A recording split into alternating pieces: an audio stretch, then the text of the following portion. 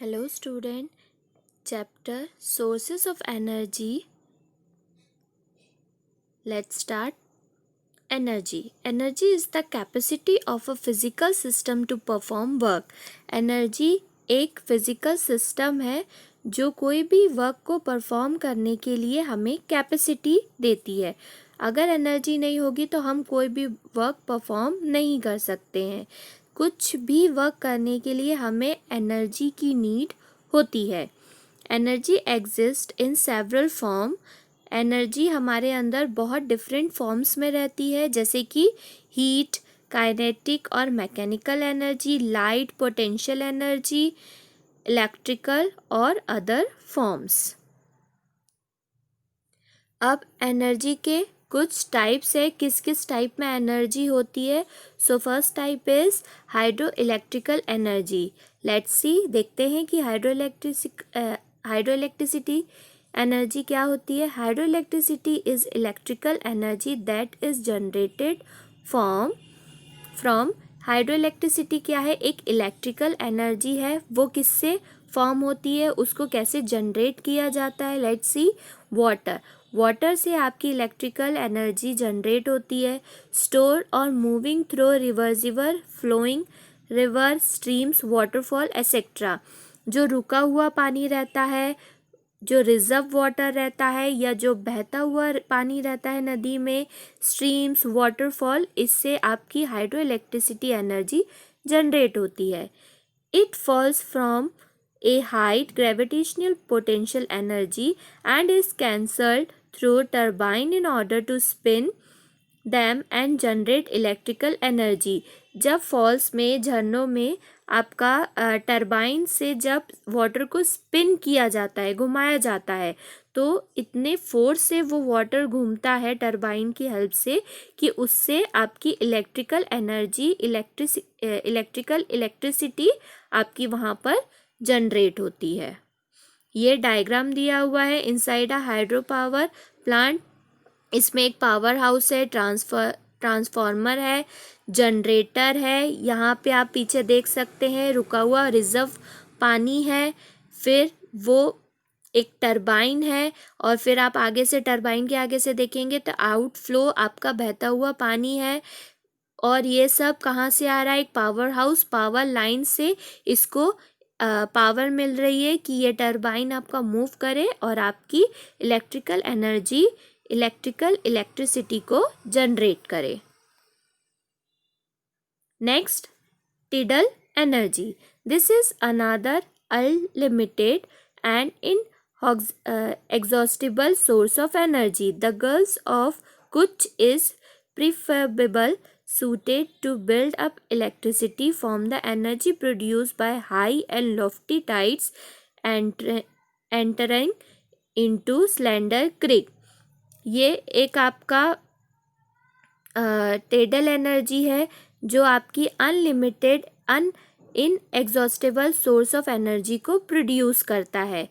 ये भी आपके डायग्राम में शो है। यहाँ पर आपका टरबाइन लगा है जो जनरेटर से मूव करता है और आपकी टेडल एनर्जी को जनरेट करता है। Next, wind energy. Wind energy तो सबको पता है, मोस्टली विंड एनर्जी सबको पता भी होगा, मे बी शायद सबने देखा भी होगा। और अच्छे से देख लेते। Air flows can be used to run wind turbine. जब एयर फ्लो मतलब बहुत तेज़ हवा चलती है तो आपने देखा होगा विंड टरबाइन मतलब बड़े बड़े फैंस लगे हुए रहते हैं। जब बहुत तेज़ हवा चलती है तो उससे आपके जो विंड टरबाइन है वो क्या होते हैं, रन होते हैं। Modern wind turbine range from around, modern turbine की आपका रेंज है 600 kilowatt to 5 megawatt of rated power. Although turbine which rated output of 1.323 megawatt have become the most common for commercial use. The power output of a turbine is a function of the cube of the wind speed. So, as wind speed increases, power output increases dramatically. जब आपका 1.5 to 3 megawatt से जब वो move करता है commercial use के लिए आपका टरबाइन, तो आपको विंड स्पीड मिलती है, जिससे आपकी जो स्पीड है विंड की वो क्या होती है, इंक्रीज होती है। तो जब विंड की स्पीड जब इंक्रीज होती है तो आपका पावर जो आउटपुट है वो भी ऑटोमेटिकली क्या होता है, इंक्रीज होता है। Area where winds are stronger and more constant, such as offshore and high altitude sites, are preferred location for wind farms. Typically, capacity factor are 20 to 40% with value at the upper end of the range in particularly favorable sites. ये एक आपका wind energy को produce करने के लिए एक farm बनाया जाता है। एक बहुत ही बड़ा लार्ज एरिया रहता है, उसमें बहुत सारे आपके विंड टरबाइन लगे होते हैं जिनसे आपकी विंड एनर्जी को प्रोड्यूस किया जाता है। Next is steam energy.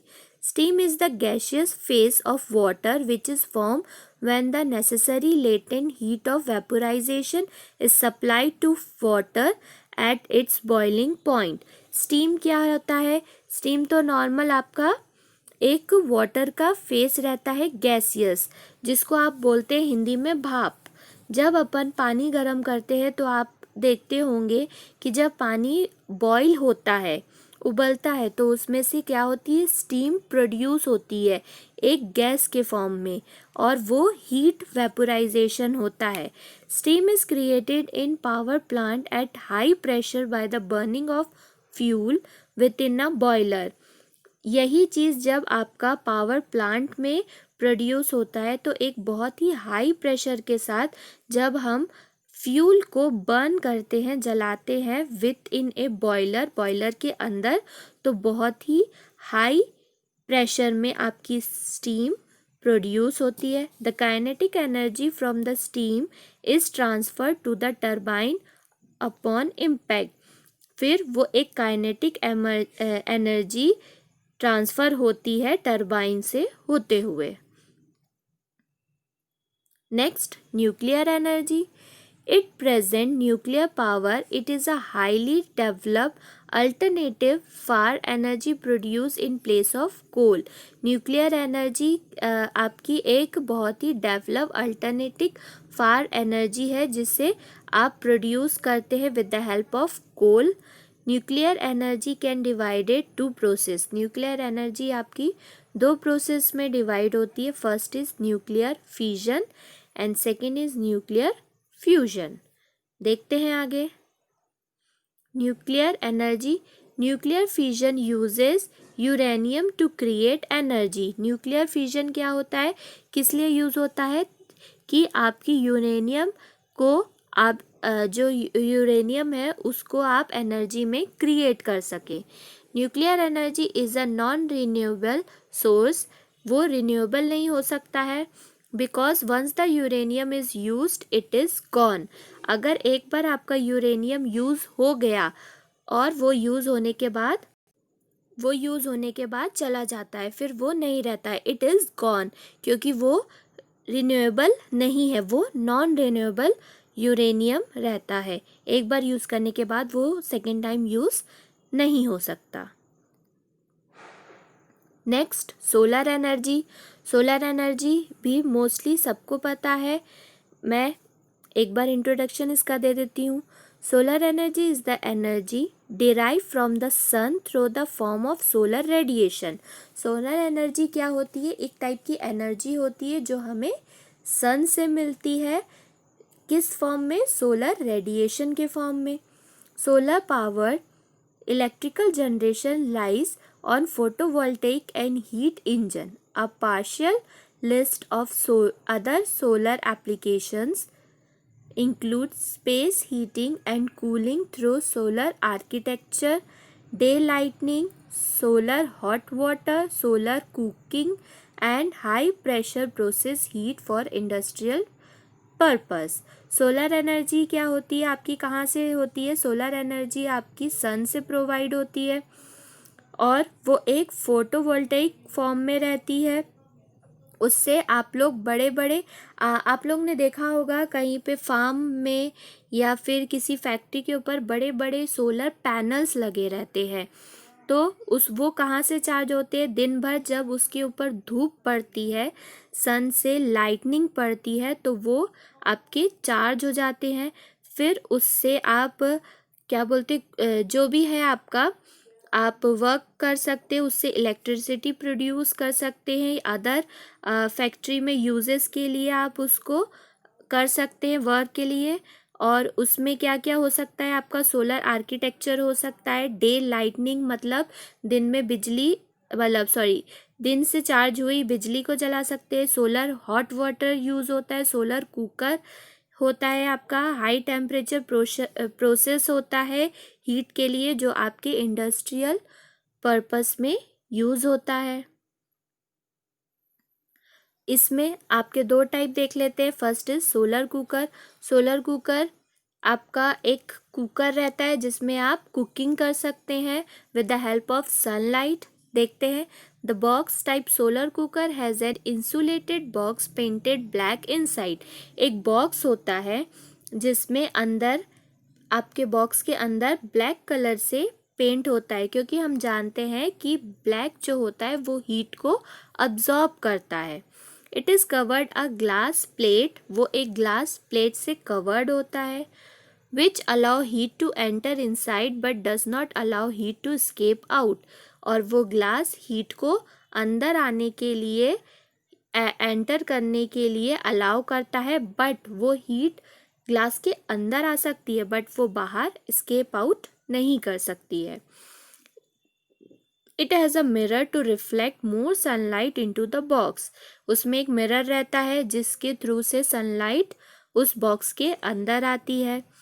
The food to be cooked is kept in container inside the box. It can be produce a temperature of 100 degree to 140 degree. उसमें जो फूड रहता है वो कुक्ड होता है।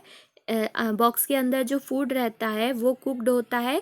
उसका कुक्ड होने का टेम्परेचर होता है 100 डिग्री टू 140 डिग्री सेल्सियस में वो फूड आपका कुक्ड होता है। Second point is solar water heater. A solar water heater has an insulated box painted black inside with a system of copper tube. एक बॉक्स होता है जिसके अंदर ब्लैक कलर से पेंट होता है। मैंने बताया आपको कि ब्लैक कलर हीट को एब्जॉर्ब करता है, और वो एक कॉपर ट्यूब लगा रहता है उस बॉक्स के अंदर। It is covered with a glass plate which allow heat to enter inside but does not allow heat to escape out. एक ग्लास लगा रहता है उस बॉक्स में जो हीट को एंटर करने के लिए अलाउ करता है बट बाहर निकलने के लिए अलाउ नहीं करता है। When water flow through the copper tube, it absorb heat and become hot.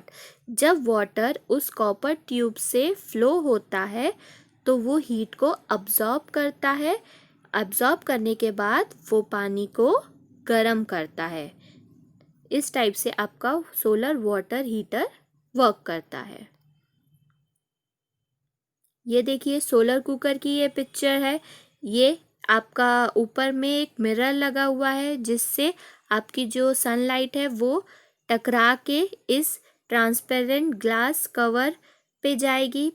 उसके बाद फिर नीचे आपका कुकिंग पॉट्स रखे जिसमें आपके आप जो भी आपको फूड को पकाना है बनाना है आप उस पॉट्स में डाल सकते हैं। और नीचे है आपका इंसुलेटेड बॉक्स जो आपका पूरा ब्लैक कलर से पेंट रहता है, जिससे आपकी जो सनलाइट है वो अब्जॉर्व होती है।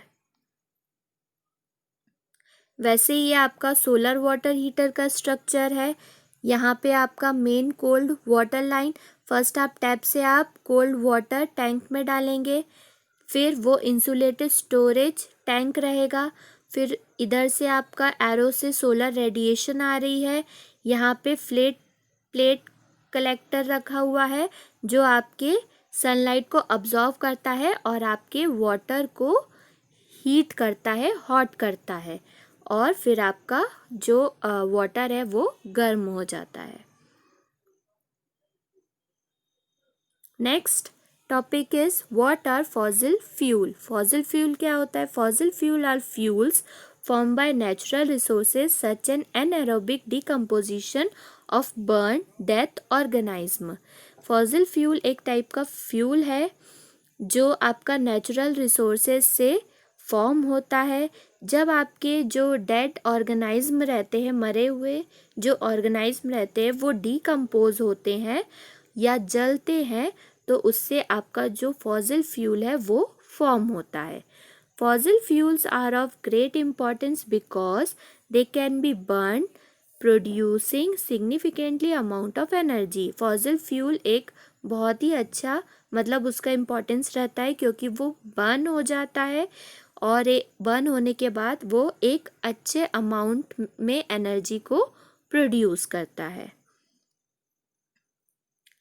फॉसिल फ्यूल 3 टाइप्स के होते हैं। फर्स्ट कोल जो आपका सॉलिड फॉर्म में रहता है, सेकेंड आपका पेट्रोल जो आपका लिक्विड फॉर्म में रहता है, and third is natural gas जो आपका गैस फॉर्म में रहता है। यहाँ पे तीनों की पिक्चर बनी है। मिडल वाला कोल है जो सॉलिड फॉर्म में है, last one is petroleum petrol जो आपका लिक्विड फॉर्म में है, and first one is natural gas जो गैस के फॉर्म में है। First is coal. Combustible black or brownish black sedimentary rock composed mostly of carbon and hydrocarbon. The energy in coal comes from the energy stored by plants that lived hundreds of millions of years ago. For millions of years, a layer of dead plant at the bottom of the swamps was covered by layers of water and drift, trapping the energy of the dead plants. The heat and pressure from the top layer helped the plant remains turn into what we today call coal. Second one is petroleum. Petroleum or crude oil is a naturally occurring flammable liquid consisting of a complex mixture of hydrocarbon of various molecular weight and other organic compounds that are found in geologic formation beneath the earth's surface. Third one is natural gas. Natural gas consisting primarily of methane. It is found associated with other fossil fuels in coal beds at methane calthers, and it is created by methanology organism in marsh blocks and landfills. It is important fuel source, a major feedstock, fertilizer and a potent greenhouse gas. ये आपका biofuel है। Biofuel solid, liquid और gas के form में रहता है। यहाँ पे देखिए seed of soybean and corn, charcoal, renewable energy source, non poisonous, biodegradable. Biofuel के बायोडीजल के होते हैं, जो सोयाबीन और कॉर्न के सीड्स होते हैं वो बायोडीजल होते हैं। ये एक रिन्यूएबल एनर्जी सोर्स होता है, इसको अपन दोबारा रीजनरेट कर सकते हैं। ये पॉइजनस नहीं होता है और ये बायोडिग्रेडेबल होता है, एनवायरनमेंट के साथ रहता है। Replacement of diesel in diesel industries, clean source. Okay student, chapter sources of energy is completed. Thank you.